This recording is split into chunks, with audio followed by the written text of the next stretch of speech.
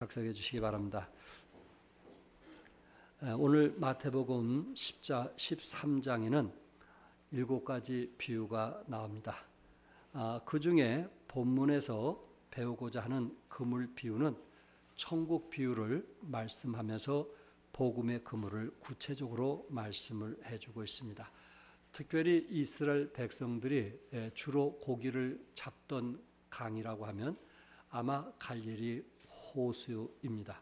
이 갈릴리 호수에서 대부분 그 고기를 잡아서 생계를 유지하게 되었는데, 이 갈릴리 호수의 길이가 21km, 그가 결코 적은 것이 아니죠. 21km, 그리고 폭이 13km, 그리고 호수의 깊이가 약 213m나 됩니다.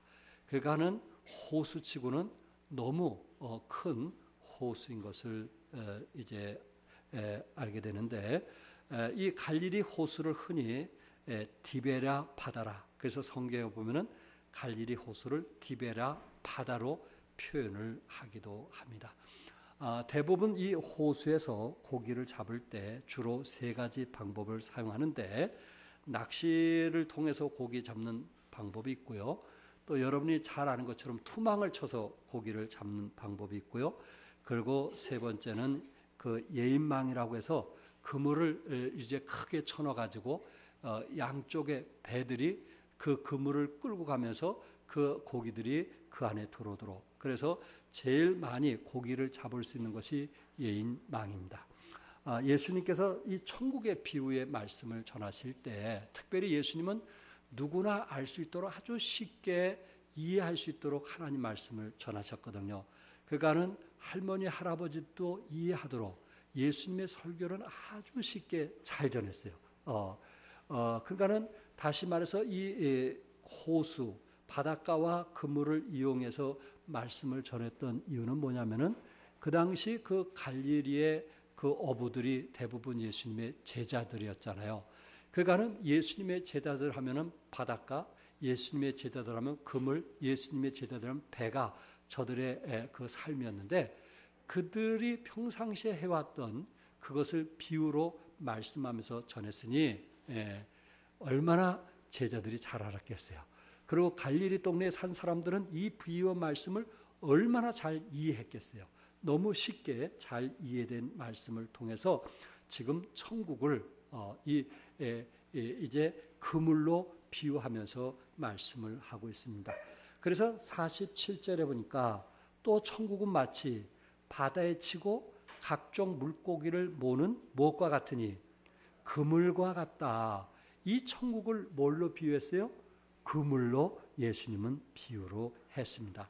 그러면 천국을 그물로 비유했다면 세상은 뭘로 비유했을까요? 바다예요, 바다. 세상을 바다로 비유를 했어요. 그리고 그물을 여기에 천국으로 비유를 했던 것입니다. 그러면서 그 바다 안에는 각종 물고기가 있는 거예요. 크고 작고 그리고 먹을 만한 고기도 있고 또 먹지 못할 고기도 있고, 이 각종 물고기, 그 당시 갈릴리에는 22종 이상의 어족이 생존하고 있었다고 합니다. 그러니까 그곳에는 좋은 고기, 나쁜 고기, 온갖 고기들이 갈릴리의 고기들이 많이 있었는데, 이 좋은 고기와 나쁜 고기를 이 그물로 잡아서는 구별이 안 되는 겁니다. 그물로 잡아서는. 그러니까 그물을 던질 때 어부가 나는 좋은 고기만 잡겠다 해갖고 좋은 고기만 잡히겠어요? 그건 아니라는 거예요. 그물을 던질 때는 좋은 고기도 잡을 수 있고 나쁜 고기, 내가 원하는 고기를 잡을 수도 있고 어부가 원치 않는 고기도 잡을 수가 있는 거예요. 그래서 이것을 이제 구분하는 것은 바닷속에서 구분하는 것이 아니고 그물을 배 위로 끌어올리든지 해변가로 가든지 그렇게 해서 좋은 고기, 나쁜 고기를 구분하게 되는 거예요. 그래서 예수님은 그 그물을 교회로 비유를 하면서, 교회는 유익한 사람도 오지만은 또한 불편한 사람도 올 수 있어요, 없어요? 있어요. 좋은 사람도 오지만은 안 좋은 사람도 올 수가 있어요. 왜? 하나님께서 그물을 세상에 던졌을 때는 좋은 사람만 이렇게 뽑아서 그물에 건져오는 게 아니고, 그곳에는 나쁜 사람이건 좋은 사람이건 누구든지 교회에 오도록 우리 주님께서 교회 문을 열으셨다는 것을 믿으시기 바랍니다.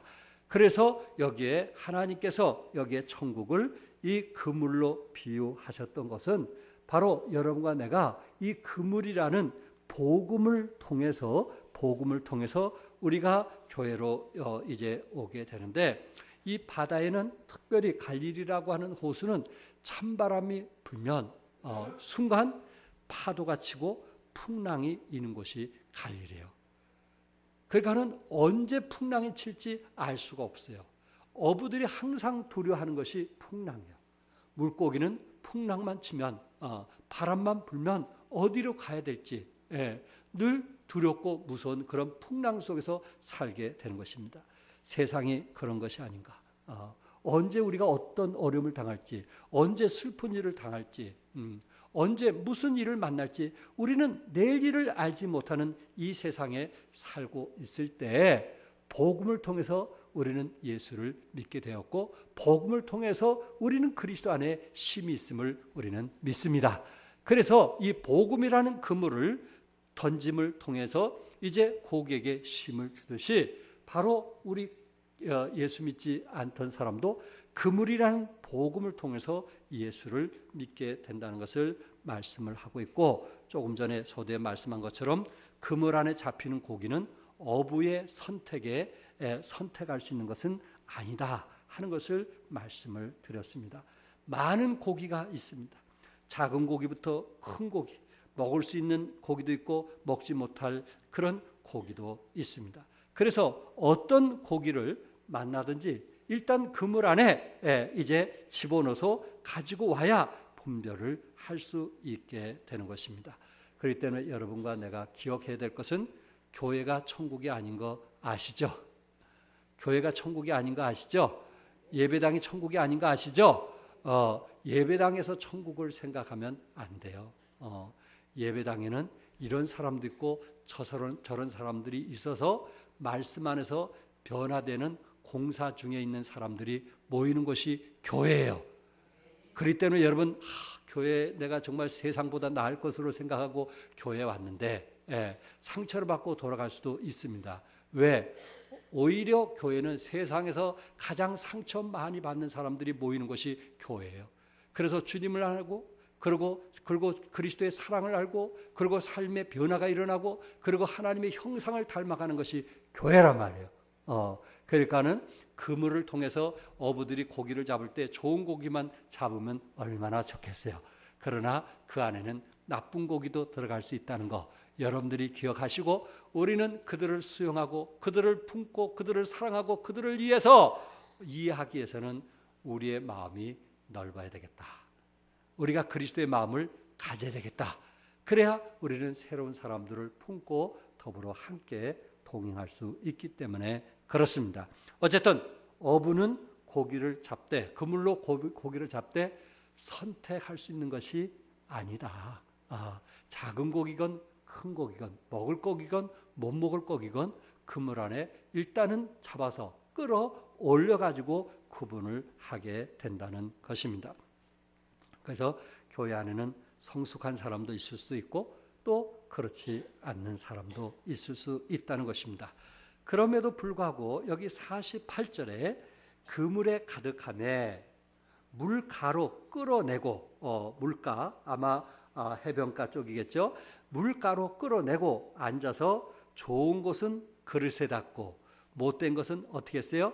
내버리는 거예요. 새들이 쪼아먹던 뭐하던 내버리고 좋은 것은 그릇에 담는 것입니다. 저도 어렸을 때에 마포에서 동생과 함께 또 형이 이 투망을 좋아했기 때문에 같이 가면서 고기를 잡았던 기억이 있습니다. 그래서 한강에 가서 수영도 하고, 그리고 이제 해가 저물 때쯤 되면은 고기를 잡기 시작합니다. 좋은 고기건 나쁜 고기건 일단 그물에 잡히면은 이제 모래가로 끌고 와서 그것을 구분해 갖고 좋은 고기는 배를 다 따가지고 가지고 옵니다. 그래가지고 장독대에다 그것을 말려서 두고두고 먹었던 그런 기억이 납니다. 그래서 이 예수님께서 이 어부에 대한 얘기가 제 마음속에 의미 있게 와 닿습니다. 어쨌든 좋은 것은 그리스도에 담고 못된 것은 어떻게 해요? 내어 버립니다. 그럼 주의 새들이 쪼아 먹는, 먹이로 생각하고 쪼아 먹는 그런 상황을 보게 됩니다.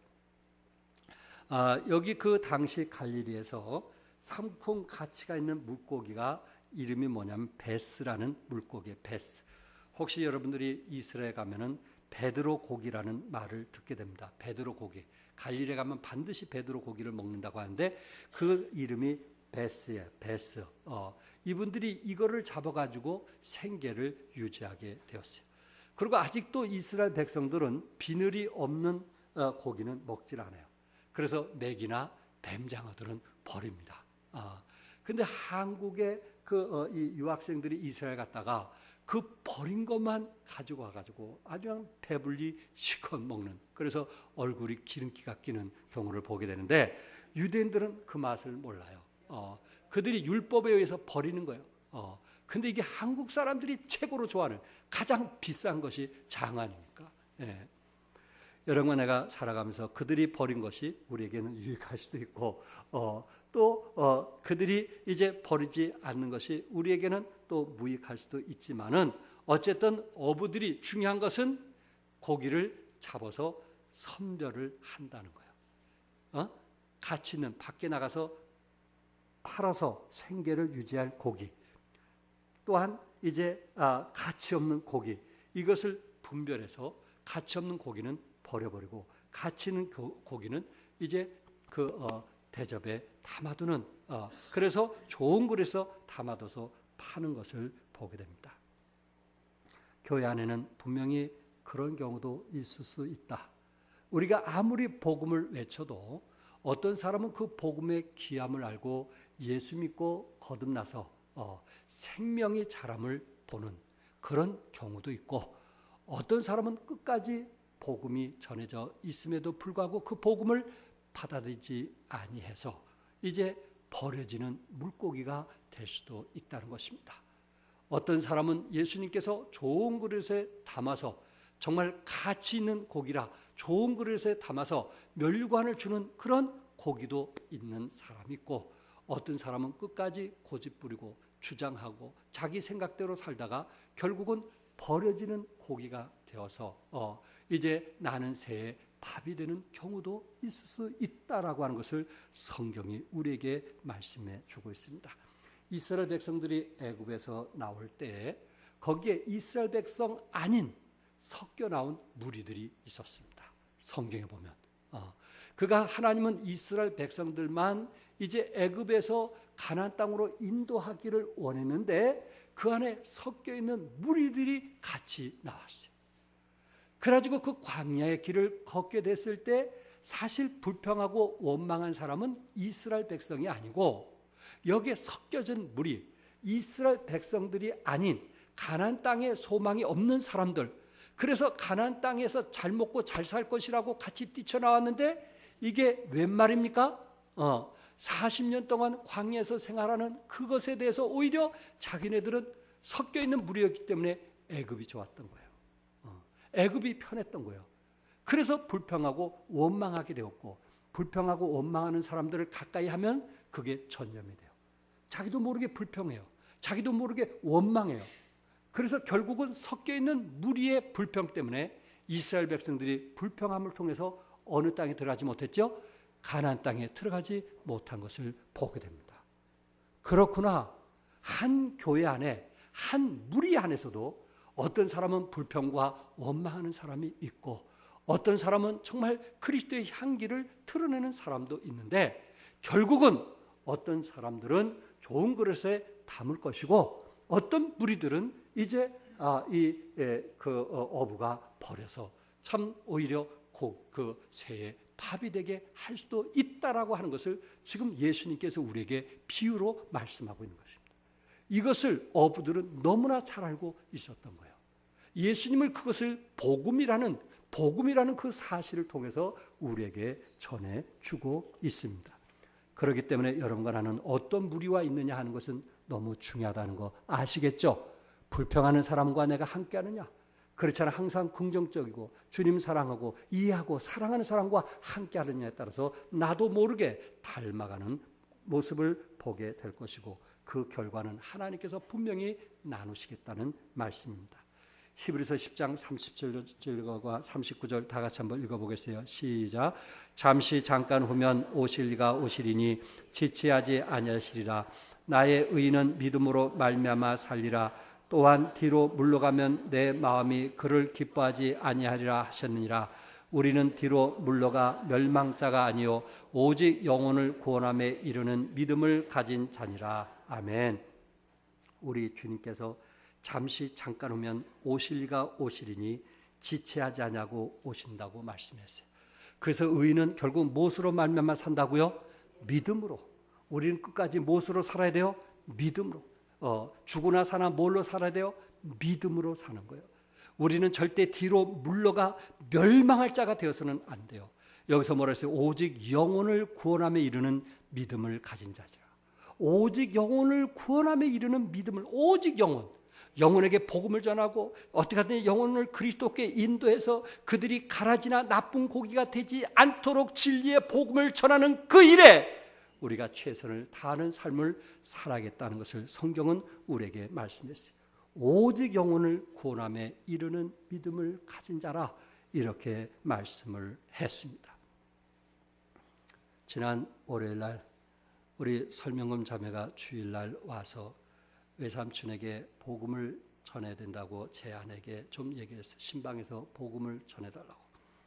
그래서 16일 월요일날 오후에 병원에 계신 우리 이상열 삼촌을 만나 뵙기 위해서 저희들은 이제 그곳으로 가게 되었습니다. 이날은 또 우리 김선진 자매가 고대 병원에서 대수술을 한 날이기 때문에 참 기도하면서 또 외삼촌에게 이제 찾아갔는데 저도 한 10년 만에 만난 사람이고 또 그분을 잠시 잊으면서 살았던 제 모습을 봤어요. 이분이 병원에서 뇌졸중으로 치료 중에 있어서 기도하면서 어떻게 복음을 전할까 늘 그 마음으로 이제 묵상하고 또 하나님께 도움을 구하면서 찾아갔는데 이런 얘기 저런 얘기를 하다 보니까 그 외삼촌이 40년 동안 마포에 있는 큰 교회를 다녔다는 거예요. 내가 너무 반가운 거예요. 그 교회는 제가 어릴 때 크리스마스 때 과자 먹기 위해서 갔던 교회인데 그 교회를 우리 외삼촌이 그 외숙모와 같이 40년 동안 그곳에 다녔다는 거예요. 처음으로 그 얘기를 들었어요. 너무나 반갑고 기뻐서 제가 질문했어요. 외삼촌, 그러면 오늘 죽으면 천국 갈 수 있겠네요. 했더니 글쎄 내가 가겠냐? 그렇게 말씀을 하시는 거예요. 저는 그 순간 그분에게 뭘 전할 수 있었어요? 복음을 전했어요. 복음을 전했어요. 옆에는 제 아내, 또 옆에는 우리 설명은 자매 있는 속에서 그 병원이 얼마나 시끄러워요. 근데 그분과 눈이 마주치면서 오로지 복음을 전하게 되었어요. 의사가 왔다 갔다 하던 뭐 하던 복음을 전했어요. 이분이 예수님을 마음에 영접하신 거예요. 너무 기뻐하시는 모습을 보았어요. 저의 안타까운 것은 40년 동안 교회를 다니셨는데 아직 주님을 몰랐다는 것이 너무 마음이 아팠고, 그리고 저는 그분에게 복음을 전할 수 있는 기회를 통해서 그분이 예수님을 영접하게 되었습니다. 저희들이 이제 나오면서 마침 동생이 직장 갔다가 저희들을 만나면서 식사 대접하겠다고 해서 식사 대접하면서 함께 참 이 구원이 얼마나 참 값지고 소중한가 같이 나누게 되면서 조금 아쉬움은, 외삼촌이니까 우리 유승택 동생이 형 좀 어떻게 와서 구령 상담 좀 해주세요. 이러면 얼마나 좋았을까. 왜 설명금 자매가 그렇게 얘기해야 되는가 하는 아쉬움을 남기고 돌아왔습니다. 저희들이 화요일마다 구역장님 모임 속에서 구역예배 후에, 구역장 모임 후에 나가서 전도를 합니다. 많은 시간은 아니지만 나가서 저희들이 전도하지만은 이 일을 통해서 하나님의 인도하심과 역사함이 있기를 원하고, 또 목요일은 전도원들이 모여서 또 우리 정철 안수사 한 번도 안 빠지고 늘 200장씩 나가서 전도하면서 우리가 같이 전도하고 있습니다. 그런데 화요일날 제 아내가 이 마마 돈가스 아시죠? 성복중앙교회 그 옆에 마마 돈가스 그 옆에서 전도를 하는데 제가 잘 알고 있는 그 황 사장 부인이 늘 돈가스를 만드는 분인데 이분이 제 아내가 전도하는 모습을 보고 차 한잔 마시라고 거예요. 그래서 차 한잔 마시면서 이런 얘기 저런 얘기 하다가 복음을 전하게 되었어요. 이분이 눈이 동그래진 거예요. 그분은 큰 교회를 다닌 분이에요. 그 어머니도 요 근처에 어느 교회 다녔다는 얘기를 제가 들었고, 그리고 그분이 큰 교회를 다니는데 복음을 듣더니 눈이 둥그러진 거예요.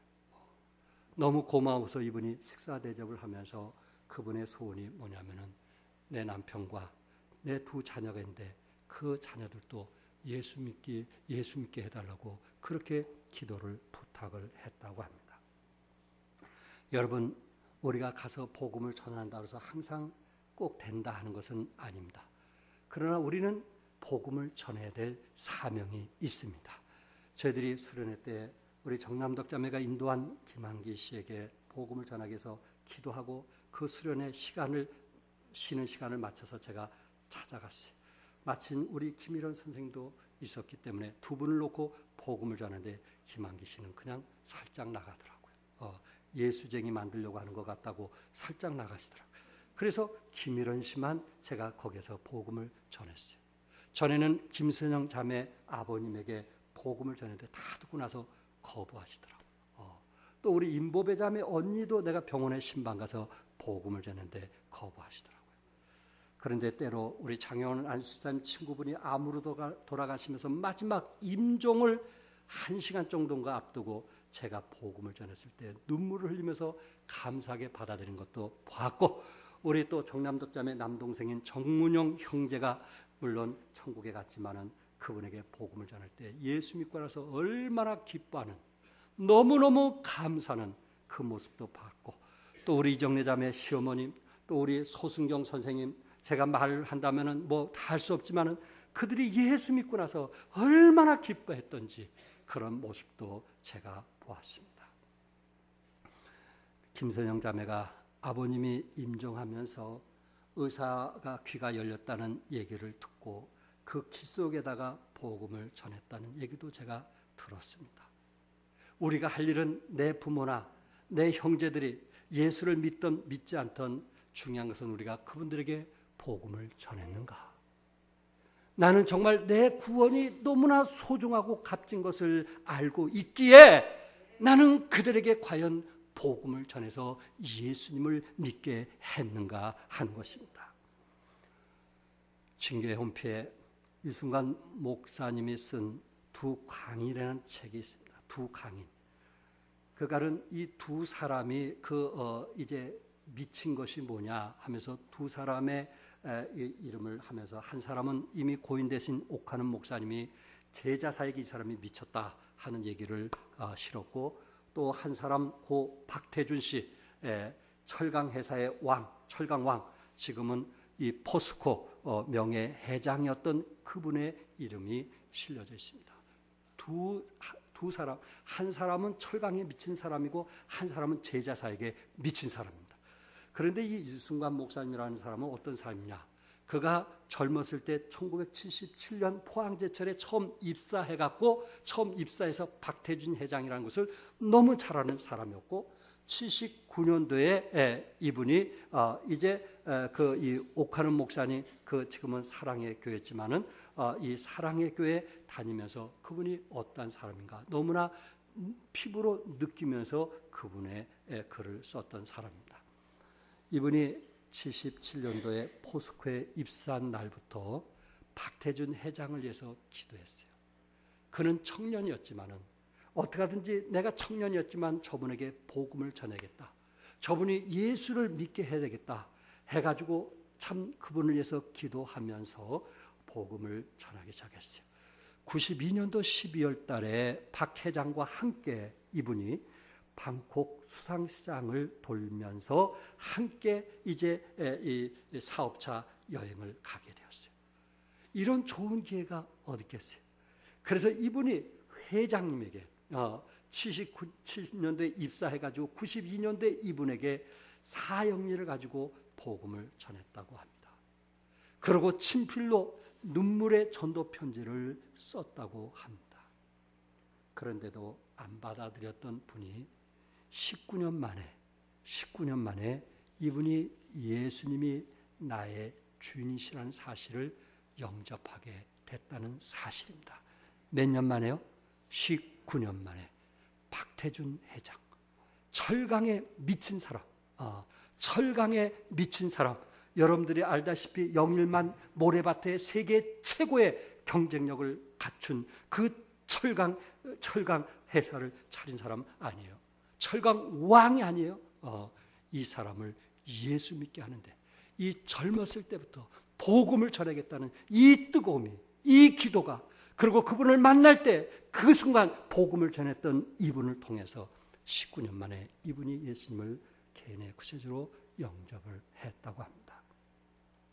또한 여러분들이 알다시피 이여령 씨가 딸을 통해서 지금은 79세지만은 예수님 믿고 지성에서 영성이란 책을 썼던 사람 아닙니까? 이분이 한 예화 중에 이 워싱턴 포스트에서 일반인들이 정말 음악을 알아듣는 귀가 있는가? 정말 음악을 알아듣는 귀가 있는가? 그래서 세계 최고 바이올리니스트 조수아 벨에게 거리의 악사처럼 허름한 옷을 입고 그러고 바이올린을 치게 했어요. 그 바이올린이 얼마짜리면 300만 달러, 계산하면 30억이 넘는 거예요. 저는 바이올린 우리 교회에서 1억짜리 받고 플롯이 5천만 원이 넘는다고 하니까 이분은 30억이 넘는 바이올린을 가지고 세계 최고의 바이올리니스트가 이제 이 연주를 하게 되는 거예요. 어디서 하냐면 워싱턴 데방스 지하철에서 수많은 사람이 모이는 곳에서, 그것도 아침 7시부터 1시간 반, 8시 반까지 연주를 하게 되는 거예요. 이분은 자기를 세상 사람들이 너무 잘 알 것이라고 생각하고, 내가 연주하다가 쌓인 공세가 오면 어떡할까, 그런 염려 속에서 했는데 웬걸 한 사람도 사인해달라는 말이 없고, 한 거지가 어떻게 지나가다가 바이올린을 치는가 하고 저들이 출근길에 바쁘니까 서로 서둘러서 가는 모습, 이것이 우리의 인생이 아닌가. 이여령 씨가 비유로 얘기하는 거예요. 이게 우리의 인생이 아닌가.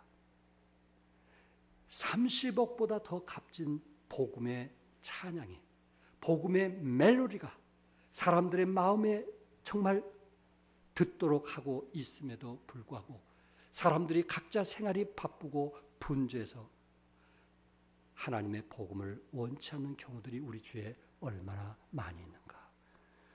그럼에도 불구하고 우리는 이 값진 복음을 우리는 전해야만 되지 않겠는가. 우리 부모에게, 내가 사랑하는 자식들에게, 내가 정말 천국 갈 수 있는 확신이 있다면, 하나님의 살아계심을 여러분들이 믿는다면, 예수 그리스도가 부활하신 것을 머리가 아닌 마음으로 확실하고 믿는다면, 내 집안에 아직도 믿지 않고 지옥으로 향하고 있는 저들에게 우리는 적어도 찾아가서 복음을 전해야 되지 않겠느냐 하는 것입니다.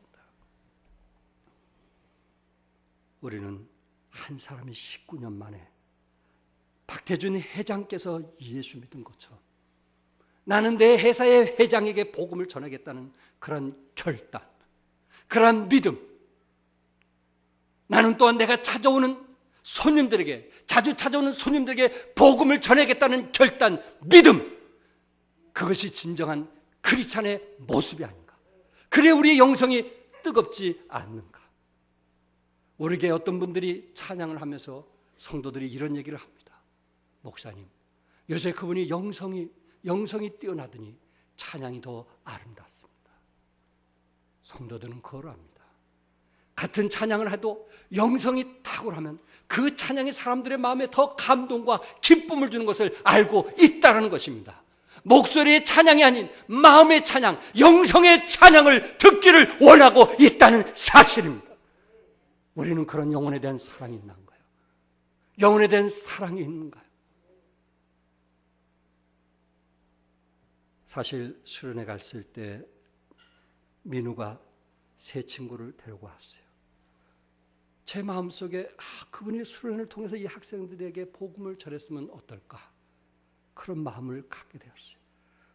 유영택 형제가 같이 가면서 그 차로 제가 타면서 그 민우 친구들이 뒤에 타가지고 이제 강가에 가서 수영하고 돌아오면서 그 아이들하고 이런 얘기 저런 얘기를 했어요.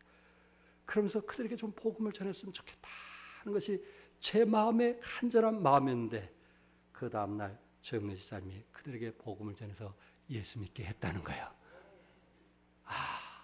우리 집사님에게 복음을 전하겠다는 마음이 있다는 거 얼마나 아름답습니까? 영혼만 보면 복음을 전해야 되겠다는 거, 영혼만 보면 어떻게든지 예수 믿게 하겠다는 거, 이것이 그리스도인의 마음이라고 저는 믿습니다. 왜? 세상 끝에는 천사들이 악인을 풀무불에 뭐예요? 던지기 때문에 그렇습니다. 세상 끝에도 이러하리라. 세상 끝이라는 건 뭡니까? 마태복음 24장 30절에 그때 인자의 징조가 하늘에서 보이겠고 그때 땅의 모든 족속들이 통곡하며 그들이 인자가 구름을 타고 능력과 큰 영광으로 오는 것을 보리라, 이렇게 말씀했어요. 세상 끝에 사람들은 어때요? 롯의 때와 같이 사람들이 먹고 마시고 사고 팔고 신고 집을 짓더니라고 했어요. 아내 외에 다른 여자들과 관계를 가지면서 그것을 즐기고 좋아하는 것이 세상 말세예요. 여러분, 노아 때는 어땠어요? 노아 때에도 홍수전에 노아가 방주에 들어가는 날까지 사람들이 먹고 마시고 장가 들고 시집가고, 이게 한 남자와 한 여자와 장가가고 시집갔다는 얘기가 아니에요. 자기 아내 외에 다른 여인들과 관계를 가졌다는 거 아니겠어요? 이게 세상의 모습 아닌가 하는 거예요. 롯의 때와 노아의 때의 공통점이 무엇입니까? 그것은 먹고 마시고 장가들고 시집가는 거예요. 여러분, 내가 먹고 마시고 장가들고 시집가는 그 일에 마음을 두게 될 때 주님은 이 땅에 오시겠다고 말씀했어요. 우리는 영혼을 사랑하고 영혼을 도와야 되고 영혼의 필요를 위해서 희생하고 헌신해야 되지 않겠어요? 천사들이 와서 의인 중에서 악인을 갈라내겠다고 그랬어요. 여기 갈라낸다는 원뜻은 완전한 격리를 말하고 있어요. 완전한 격리, 지옥과 천국의 완전한 격리를 말하고 있어요. 생활의 달인을 보세요. 불량품을 골라내는 작업을 하는 달인이 있습니다. 눈에 보이지도 않게 빠르게 손이 움직이다가 불량품이 나오면 한치의 틀림없이 골라냅니다. 생활의 달인도 그런데 하나님께서 선인과 악인을 구분하지 못하겠어요? 하나님께서 선인과 악인을 구분하지 못하시는 그런 분이시겠느냐 하는 말입니다. 요한계시록의 7교회 중에 두아디라 교회에 보낸 편지에는 자칭 선지자라는 여자 이세벨이 있다고 했어요. 그는 선지자였어요. 그는 하나님 말씀을 가지고 선포하는 사람이었어요. 그런데 우리 주님이 뭐라고 말씀했어요? 자칭 선지자라는 여자 이세벨이라, 그는 가짜다, 이렇게 말씀하고 있어요. 요한 3서에는 두 사람의 이름이 나와요. 한 사람은 디오드레베고 한 사람은 데메드료라는 사람이 나와요. 디오드레베는 으뜸이 되기를 좋아하고 권력욕이 강한 사람이고, 그리고 사도 요한을 목사로 인정하지 않고 아주 목사를 비판하고 업신여기고 무시하고 존중하고 사랑하는 것이 아니고 목사의 그 자체를 마음으로부터 아주 멸시하는, 무시하는 그러한 사특한 마음을 가진 사람이에요. 그러나 그 교회 안에 데메드료라는 사람은 선을 행한 사람이고 하나님의 사람을 귀히 여기고 그리스도의 마음을 가지고 사는 사람이었어요. 성경에 뭐라 했어요? 선을 행하는 자는 하나님께 속하였고 악을 행하는 사람은 하나님을 뵙지 못하겠다고 요한 3서에 말씀하고 있어요. 그래서 성경은 뭐라 그랬어요? 다 같이 따라서 선한 것을 본받으라. 선한 것을 본받으라. 교회 안에서 뭘 본받아야겠어요? 선한 것을 본받아야 돼요. 나쁜 것을 본받으면 안 돼요. 선한 것을 본받아야 돼요. 이해하고 사랑하고 용서하는 선한 것을 본받아야 돼요. 쓴뿌리 갖고 악한 마음을 가진 것을 본받아서는 안 돼요. 하나님께서 왜 그것을 골라내기 때문에 그래요. 선한 자와 악한 자를 골라내기 때문에 그래요. 교회 안에서 선한 자와 악한 자를 골라내기 때문에 그래요. 내가 평생 무엇을 위해서 살았느냐 하나님은 아시고 골라내기 때문에 그렇습니다. 열왕기상 2장 2절에 다윗이 솔로몬에게 뭐라고 했어요? 내가 이제 세상 모든 사람이 가는 길로 가게 되었나니. 세상 모든 사람이 가는 길로 다윗도 뭐 하게 됐어요? 가게 되었다고 했어요. 창세기 49장 29절에는 야곱이 죽을 때 뭐라 그랬어요? 내가 내 조상에게로 돌아가리니 내 조상에게 돌아간다고 이야기를 했어요. 우리도 결국 돌아가게 될 것입니다. 결국은 선한 일과 악한 일을 하나님이 심판하시겠다. 이렇게 말씀을 하고 있습니다. 미국의 어떤 병원에서 주님을 참 너무너무 사랑했던 한 어머니가 임종을 앞두고 네 자녀를 불렀어요. 그래서 유언을 하면서 마지막 내가 세상을 떠나니 너희들이 나에게 키스를 해달라고 했습니다. 그러면서 첫째, 둘째, 셋에게는 키스를 해주니까 어머니가 굿나잇이라고 해요. 굿나잇, 다음에 또 만나자. 근데 막내가 키스를 하니까 그 어머니가 굿바이라고 하는 거예요. 막내가 그 소리를 듣더니 엄마, 왜 형제들은 굿나잇이라고 하고 나는 굿바이라고 하죠? 그럴 때 어머니가 눈물을 흘리면서 얘야, 내가 너보고 예수 믿으라고 복음을 전하지 않았냐? 근데 세 형제는 예수님을 믿었는데 너만큼은 마음을 열지 않았지 않느냐? 나는 이 세 형제를 이 땅에서도 만날 수 있었고 천국에서도 만날 것을 기약하기 때문에 굿나잇, 다음 세대에서 만나자는 얘기고, 너는 결국 지옥에 가니까 난 너에게 굿바이, 다시 만날 수 없다. 그런 의미에서 얘기한 거다. 그랬더니 그 막내 아들이 나도 엄마하고 같이 가고 싶어요. 나도 예수 믿을게요. 그래서 거기서 예수를 믿었다는 실화의 이야기입니다. 여러분 주위에 어떤 분은 굿나잇, 그런 분이 있을 거 아니에요? 어떤 분은 굿바이.